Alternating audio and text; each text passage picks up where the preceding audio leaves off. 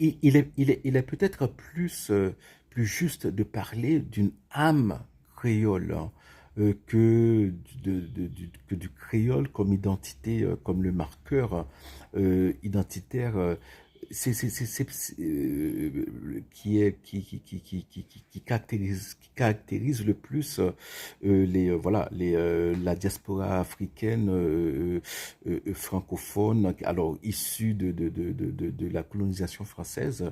C'est parce que, par exemple, et des- parfois, j'écoute des émissions ou même des émissions de nouvelles juste par curiosité séchellois.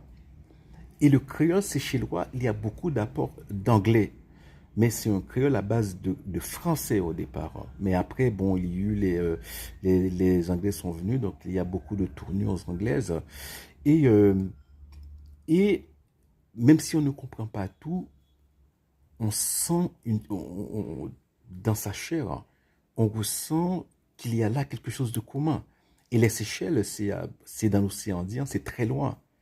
Mais il y a ce facteur commun que, comme Haïti, comme le Martinique, Guadeloupe, comme la Dominique, comme Sainte-Lucie, hein, le Seychelles, les Seychelles, eh bien, étaient colonisés par des colons venant du royaume de France et pas vraiment de la France, parce qu'à ce moment, la France n'existait pas, c'était le royaume de France, et c'était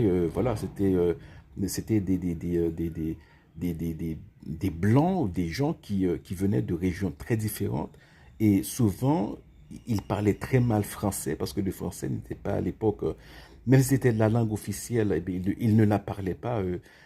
Juste pour donner un exemple très simple, euh, la, la, la, la, euh, vous avez sans doute entendu parler de Lourdes.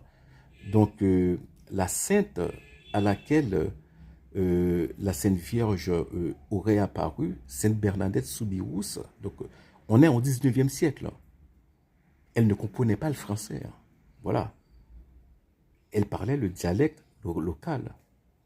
Donc, c'est juste pour montrer, hein, comment, lorsqu'on parle langue, eh bien, on est dans un univers qui est très compliqué, hein, et qu'on ne peut pas définir un pays seulement par rapport à une langue. C'est plus que ça, hein.